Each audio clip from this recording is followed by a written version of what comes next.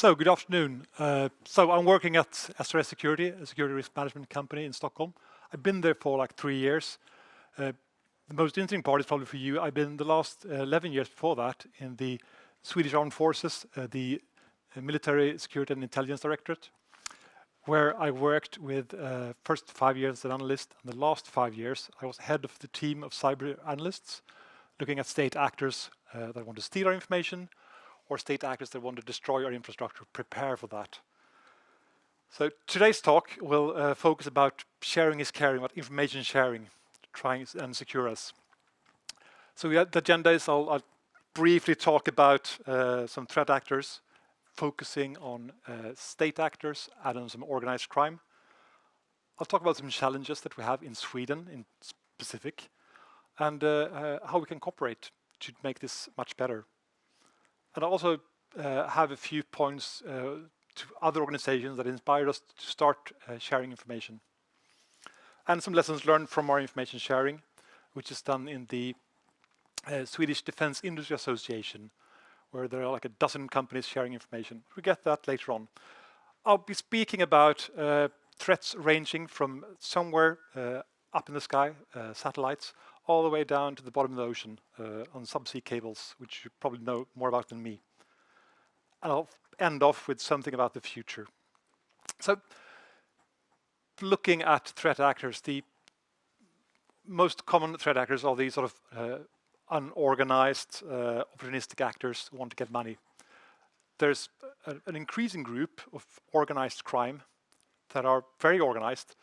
They're cooperating and they're working very efficiently to get economic gains, and they're succeeding, and that group is increasing. Those are probably the most dangerous threat actors for most organizations, and there's a very, very small slice, less than 1% of state actors.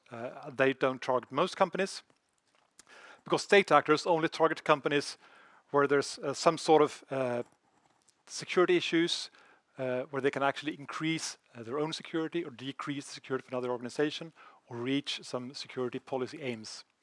There is, of course, one threat actor that must mention, which is North Korea.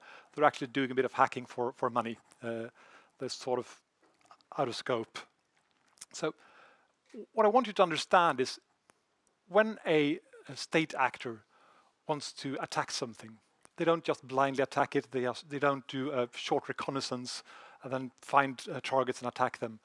This is something where they have a planning cycle that goes on for years or even maybe even decades, where they're looking at, they want to have some strategic effects. They want to identify the objectives that actually achieve those effects. This can take years. They want to map any vulnerabilities we have in technology, plants, and people. Because state actors also use things like human intelligence. They use signals intelligence, which normal hackers don't have. So they have a much broader scope. And of course, they can use things like sabotage and EMP, which is high-power microwave to destroy things from a distance. And then they prepare, they test, they do evaluations months or years in advance. And then access is created months or days in advance. And actually, after that, they will do their actions. And the actions might be just steal information, do an information operation, or destroy something supported by an information operation. So state actors tend to be really, really long-term. And this is probably the reason, because people are discussing what's happening in Ukraine right now, and like there is no big cyber war in Ukraine. And for me, there's a really simple explanation for this. It's because they expected to win the war in 3 days. So why would they want to wipe out electricity, destroy infrastructure? They would have planned for that, and they would have needed to plan for that months in advance if they wanted to do that. So they were expecting a quick win. So now, of course, they're adding on more stuff, and they did some cyber issues. But let's start with the reconnaissance part. If you watch CISA or DHS, they tend to come out with alerts at some not so random times. So for instance, the last summer, they came out with an alert about Chinese organizations targeting oil and gas pipelines, like almost 10 years before. So they're not very efficient in information sharing and communicating threats. I mean, this happened 10 years ago, and now they're talking about it. I mean, luckily, critical infrastructure doesn't change in 10 years, so it's the same infrastructure architecture. Probably they're not even patched, because they patch every 20-year cycles. So, jokingly. We also have Russian reconnaissance. Russia has been doing large-scale reconnaissance of critical infrastructure since at least 2011, some say even as early as 2008, using automated methods that are actually grabbing information, looking at industrial control systems, and the screen dump on the lower right corner from an industrial control system from the human management interface is actually of a generator that the Russian threat actor took from an American system. And it can be found in the report. It was a CISA report from 2018. But they've been active since 2011. They haven't really attacked anything, this group. This group just does the reconnaissance. They did, by mistake, destroy a blast furnace in Germany, which you could read in a German BSI report. So sometimes doing reconnaissance might have adverse effects, but that's not really an attack. And you can see that there's been some more updates by DHS and FBI warning about Russian threats from this group and targeting critical infrastructure. And maybe more pertinent to your group is the threat that came in 16th of April in 2018 about a Russian group that was targeting, among other things, core routers on the internet. Cisco routers using the SMI interface. And this most likely had been known in the intelligence community for a long time beforehand. But the information came out 2 days after a coalition had fired on chemical facilities in Syria. And that, of course, is because there was a fear of a Russian response, an asymmetric response on the cyber arena. Maybe if we're attacking Syria, blowing up chemical facilities, maybe there will be a retribution in the cyber arena. So you need to watch world events, because world events will actually influence what's happening in your networks. And this can, of course, be very evident this year, and in this security context we're in now, where DHS, FBI, and NSA in 11th of January this year came out with information regarding how to mitigate Russian state-sponsored attacks on critical infrastructure. And of course, this is because there's an increased need to engage in protecting and defending. And also looking more at networking parts, the DHS, FBI, NSA made a joint advisory in 23rd of February, just 1 day before the war started, saying that there's a new sandworm malware called Cyclops Blink that replaces VPN filter. And for those of you who remember, VPN filter was a botnet targeting small office, home office routers in 2018. And now it's been replaced by another sandworm virus. And sandworm is a Russian organization attributed by the US and the UK to actually be a GRU's main center for special technologies, GTSST. And they are also attributed to the black energy disruption of the Ukrainian electricity in December 2015. The interesting part about that disruption was actually quite simple in a sense, because they had phishing emails, they took over the human-machine interface of 3 Ukrenergo, 3 electricity distributors. But the interesting part was not in the report, was that they also had a virus that wiped the GSM modems in the technical buildings by the facilities where you actually switch the electricity.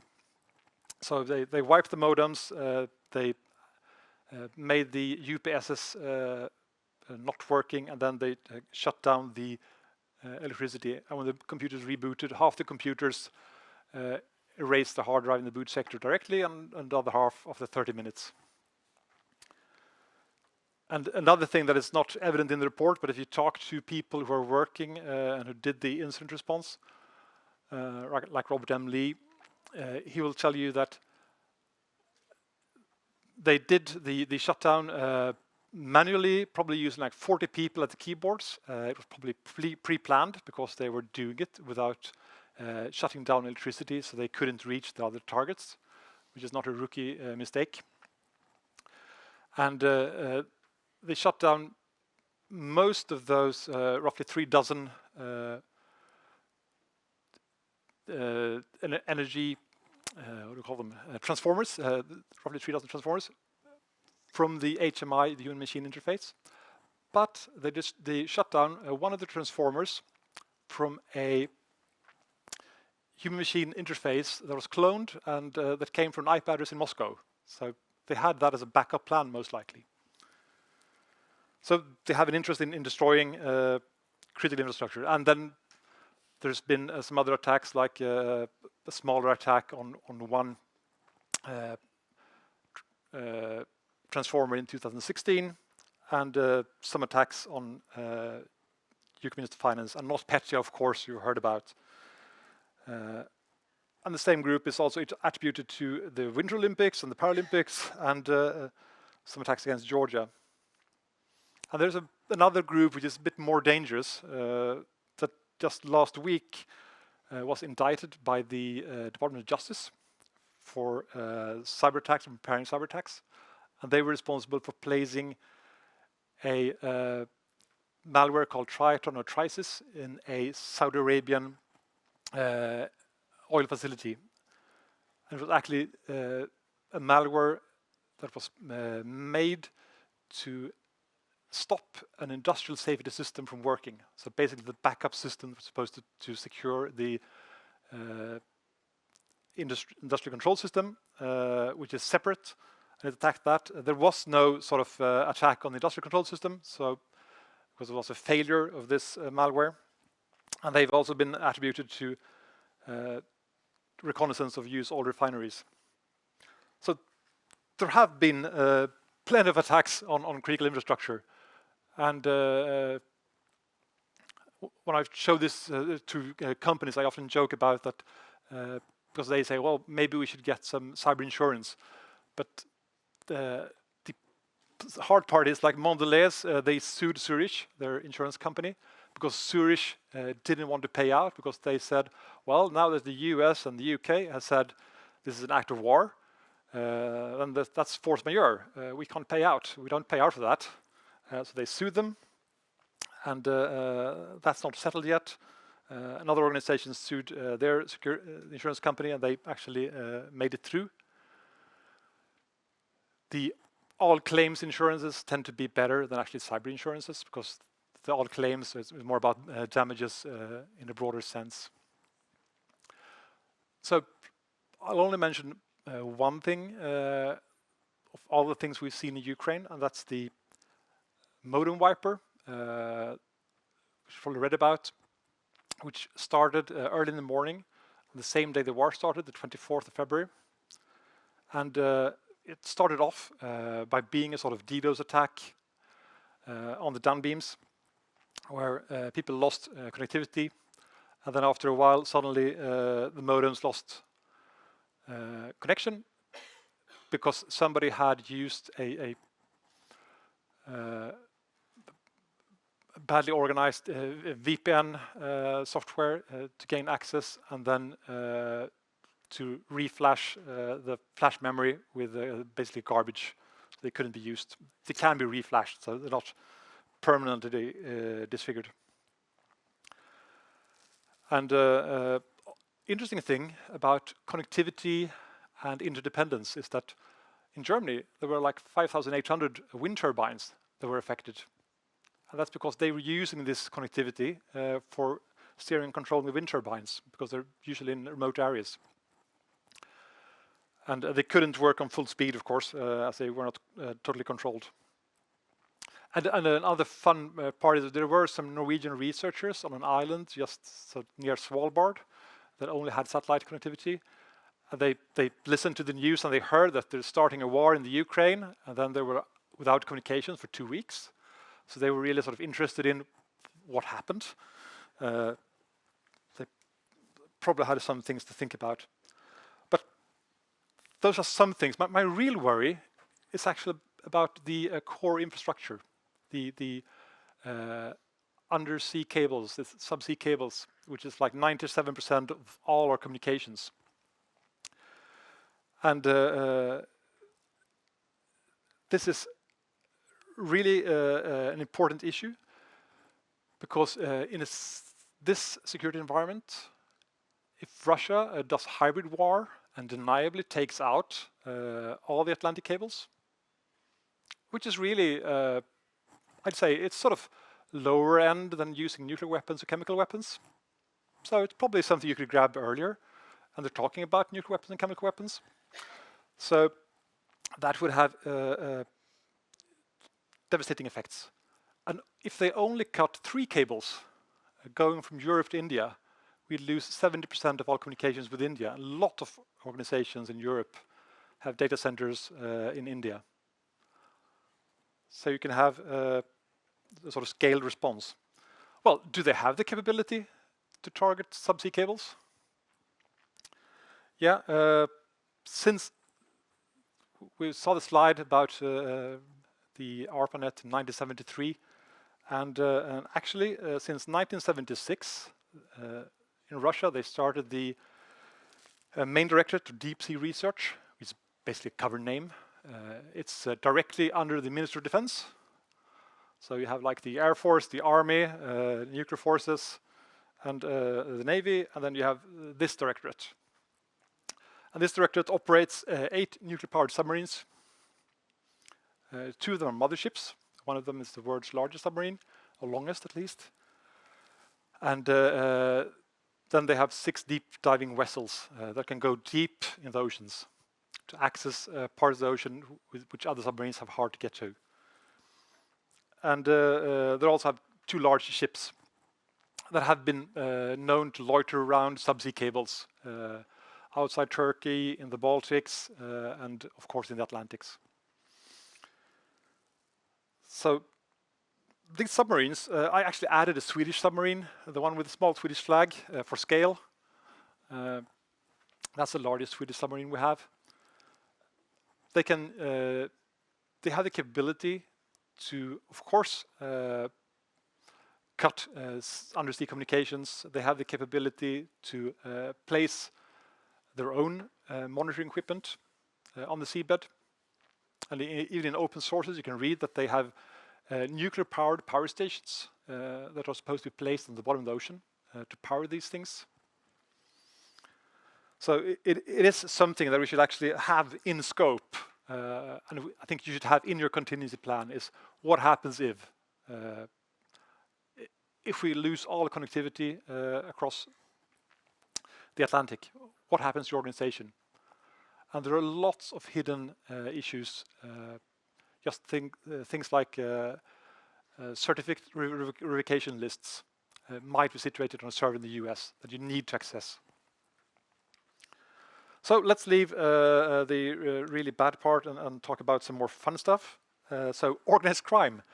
This is actually something we can learn from. They're good at cooperating. They're good at building business verticals. They're really good at commodizing, making money. And their ransomware as a service is really efficient. It's a good business model. And the risk for you is that nowadays they also pay 10% of the ransom to an insider if you get the keys to the kingdom. This is a new threat. Of course, if you're in the Ukraine, and as we read yesterday, there was an attack on Ukrenergo, Ukre Telecom, and on the 28th of March, and they lost a bit of connectivity according to NetBlocks. But if you look at the background, they said that actually they lost connectivity because in the occupied parts of Ukraine, the Russians took one of their service personnel, and they asked him kindly for their username and password, and of course he gave it out. So that's also something you need to have in your risk model. Someone forcing your staff to leave out their username and passwords. And I heard some of you actually have solutions for that, so that's good. So some challenges. Well, on the right is the XKCD of all modern critical infrastructure. It's based on some random projects. But in Sweden, this is actually from the Swedish Academy of Engineering, Ingenjörsvetenskapsakademin. They made a really good report. I know some of the people writing it are in here. It is complicated, but the key issue is there are lots of organizations with some stakes in this. Some are supposed to have stakes in this, but there's no one responsible. So in Sweden, there's no one responsible for cybersecurity. There's no one responsible if there's a cyber attack on critical infrastructure. I mean, imagine, who would you put in the TV sofa in the morning show to say, well, no, we're sorry we didn't protect this. I don't know who to point the finger at in Sweden. So, as some of our previous speakers said, we can always resort to internet was like a community project from the beginning. So community sharing is one solution. And there are ISACS. There are these information sharing, not analysis centers in Sweden, at least information sharing centers, where some of them are meeting more often than others. And these are focusing on key business verticals. But there's also a problem with this, because there are really no stovepipe systems where someone has all the controls of all their infrastructure. There's a famous model called the lasagna model, where actually all infrastructure is thin slices with more and more layers, where there are separate owners of different layers of the infrastructure. So actually sharing information is important, but you need to sort of move outside your business verticals. And of course, you should use these standards. The MITRE ATT&CK framework is a really good way to standardize techniques, and procedures when you share these IOCs. Does anyone here know when the word IOC was first used? Which year? So think about it for a minute. It was actually in 2010. So it's very brief. I mean, cybersecurity is not a long business. It hasn't been around for that long. Of course, IT security for a long time, but the way we're doing it today is evolving rapidly. And so is, of course, information sharing. So I'm the deputy chair of in the Security and Defense Industry Association of the Swedish Technical Companies Association. There's a cyber defense group, and we started a group for information sharing. So we've had probably like 7 meetings where we are sharing information. We quickly decided that we should go over to share information digitally. So we started a signal group, and we've also acquired the open source MISP project, malware information sharing platform, developed by the Luxembourg CERT, paid by NATO money. It's a really good open source tool, and it enables information sharing in a very efficient way to different communities. And who did we learn from? So, of course, the Luxembourg CERT. There is a group in Germany composed of businesses like SAP, Siemens, BMW, Bosch, that actually does information sharing using the MISP platform. So it is used by businesses. And there's also a CERT for civil society, organizations like Amnesty International have their own CERT. They're also using the same platform. So some lessons learned from our meetings. Really learned we're sort of all in this together, and developing and building trust is really important. And we've seen that our members see value in information sharing. The amount of people on the meetings have steadily increased, even though we just started. And this is really non-competitive. We really need to both give and receive help because we expect others to give it to us.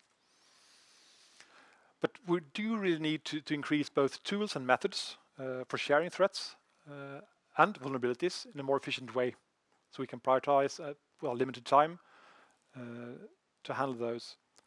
And when it comes to government, we need sort of a cultural change in how government shares information. As you can see, some of the slides, it takes a few years or a few months before they share information. But government really, it's not their sort of first thing to think about share information quickly, at least not broadly. So we do need a cultural change. So talking about the future, and I mean, this sounds all like darkness and everything is sad, but actually all this technology, all this interconnectedness has really improved our livelihoods. We can do all this fun stuff using the EIDs and ordering things online, and we're really much more efficient, but we're also getting some vulnerabilities. So there will be more threat actors, especially the organized crime and the sort of because it's just there's like a 0.5% chance of getting arrested for cybercrime.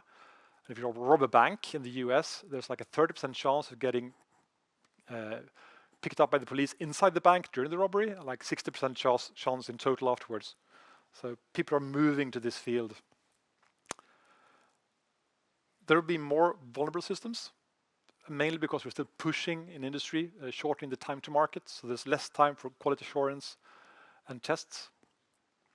And we're actually, due to the effectiveness and the what we get from Moore's law, we're sort of escalating complexity. Complexity is just cheap.